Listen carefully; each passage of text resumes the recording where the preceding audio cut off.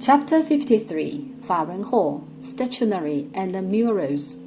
In previous chapter, we talked about the 40 centimeter high statuette of Shigamoni in standing posture, which is very small in terms of size. For over 200 years, there had been no major statue until statue of Master Tsongkhapa was available in Faren Hall. How would the incongruity of such large hall with such tiny Buddha statue be solved? Of the older preserved collections of Yonghe Palace, there is a tanka of dense brocade in mammoth size. It is a tanka of Amitabha's Buddha of boundless age, of 7 meters in length, 3 meters in width. Where was such a huge tanka hung? It was hung exactly where the statue of Master Tsongkhapa is served presently. This is how the 200-year issue of incongruity is solved. You may illustrate the sacred scene in your mind. A mammoth tanka in 21 square meters hung there, peaceful and lively, before which a statue of Shigamoni in standing posture is served and enshrined. As mentioned, the major statue was moved into the hall in 1931. Then how would it is possible to know the inner ornaments and the decorations of Faren Hall were like in the past? Since in 1903, a Western tourist took photographs of the Faren Hall, and of course photos of the Yonghe Palace. These aged photos have been collected and preserved in the Research Center of Art and History of the University Paris I. The Research Center of Art and History of the University Paris I, Pantheon, Sorbonne has collected lots of photographs of last century, the 19th century, of Chinese temples which were taken by the European tourists traveled to China in last century. Because its former was Pantheon Sorbonne, which was founded in the 13th century, and it has been holding the history of nearly 800 years. Thus, it is the most aged university in the world. Its Research Center of Art and History has collected plentiful of cultural relics, documents, and materials related to theology. More information elaborated in the following chapters are quoted and referred from the relics pictures of the Research Center of Art and History of the University Paris I. This huge tanka of Amitabha's hung down the position of the major Buddha is quite a rarity indeed. However, it has been seriously damaged. We may see its photograph presently in the Yonghe Palace, but the physical object. Fortunately, there is one place that we can get a glimpse of the physical object of the same tanka, the Summer Palace. There is an extant one in the Summer Palace in dense brocade, as there are two identical tankas which were made in the times of the Emperor Qianlong. The one in the Summer Palace has been well preserved and is still presented to the world vividly. Why is this hall named the Faren Hall? It correlates with the statue of Shigamoni, the previous major Buddha offered by Prahanas, commandery prince of Tibet. Buddhist statues of such high class must be filled with pitaka, namely true words or sutras must be put in the empty body of the statue, and verses of sutras must be written and stuck at the bottom. The hidden pitaka of this statue is a poem written by the Emperor Qianlong himself, called Hymns Dedicated to Buddha, 佛赞, quoted as follows. Hymns Dedicated to Buddha, 佛赞, by the Emperor Qianlong. Boundless in the universal Dhammadhatu, Buddhas manifest and gather. For salvation, Buddhas dedicated material bodies. Indeed, there are no material bodies. Just like lotus blossoms from water, there is no nature difference between water and a lotus. Exactly, this is called Dhamma wheel turning. As there is no discrimination between the land of bliss in the west and the vessel world in the east. 佛生普通诸大会，充满法界无穷尽。为救世间而现身，究竟本无身可现。如妙莲花出诸水，水与莲花无二性。是则名为转法轮，西天东土何分别？ Hence the name Faran Dharma Wheel, which actually derived from the poem Hymns Dedicated to Buddha. Certainly the term Faran itself originates from a traditional allusion of Buddhism called the three turns of the Dharma Wheel. Right? The first turn of Dharma Wheel by Shakyamuni is called the first turning of the Dharma Wheel. However, as a matter of fact, Faran in the name of Faran Ho is due to the former, which is exactly from the verse of the poem. Exactly, this is called the Dharma Wheel turning. We mentioned twice on Pohanas, Commandery Prince of Tibet. In our mind, Banda Prince, 旗主王爷, is only available in Mongolia, while Tibet has always been a regime of the union of politics and religion, right? It has been of the theoretical regime for hundreds of years. How did the commandery prince come from? We will dive in this topic in subsequent chapters. In the Ming Dynasty, the union of politics and religion of Tibet is called 第八治 literary tribal chief. In the Qing Dynasty, Gazhak 噶夏治 literary the council of ministers, the cabinet.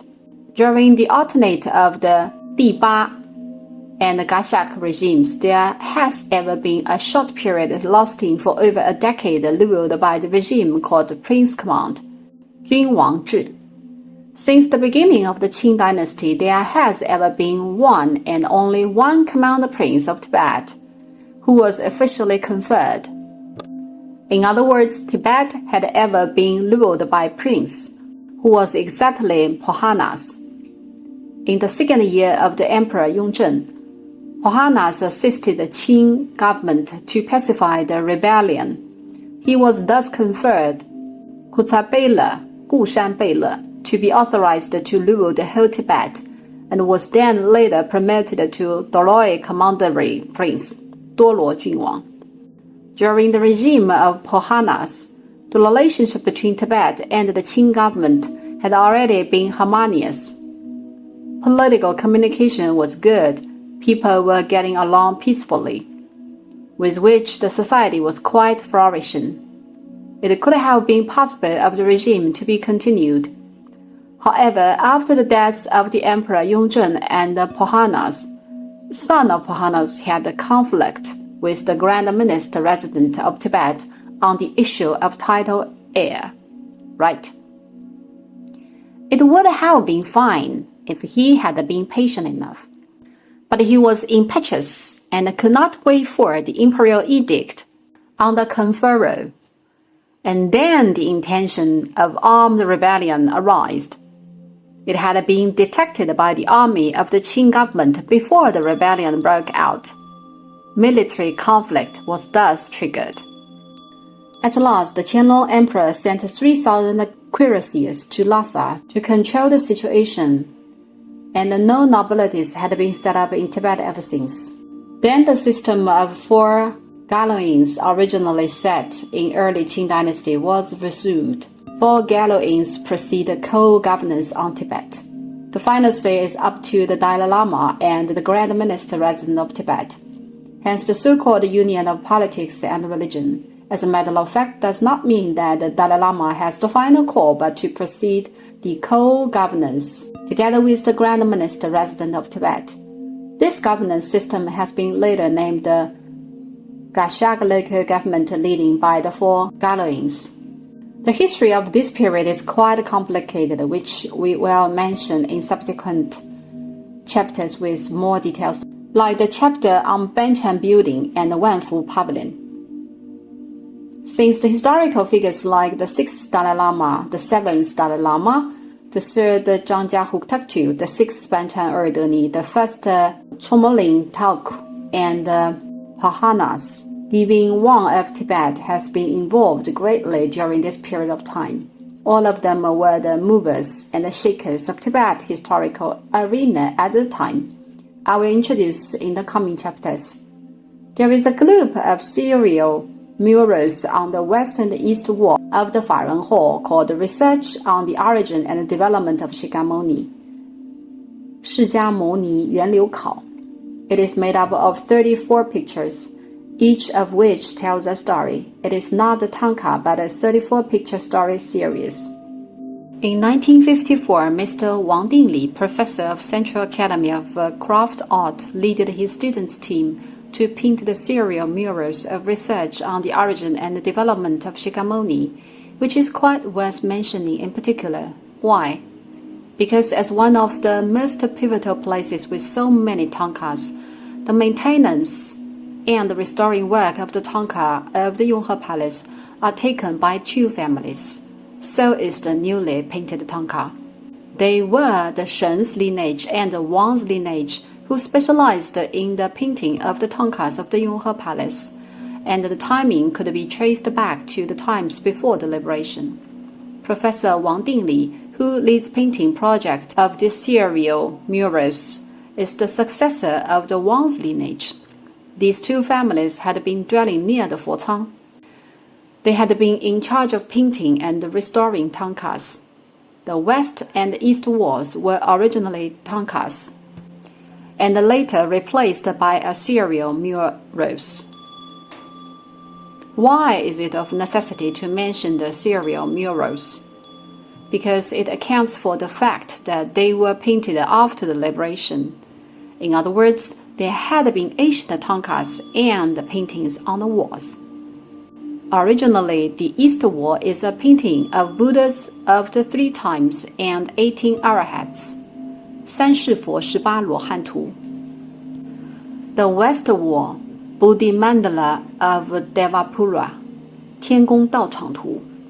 Since these two relics paintings had been time-honored, they are not suitable to display anymore.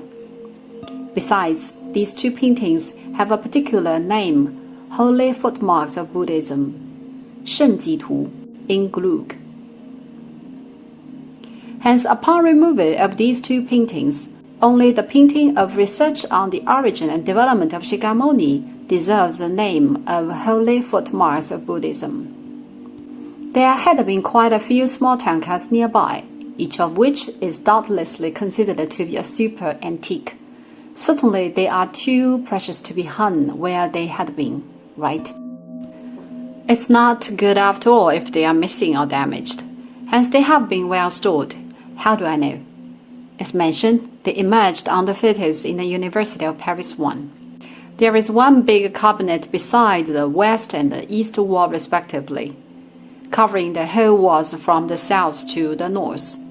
You may pass it by without any attention, as you may not know that the true treasures of the whole Yonghe Palace are lying in these cabinets.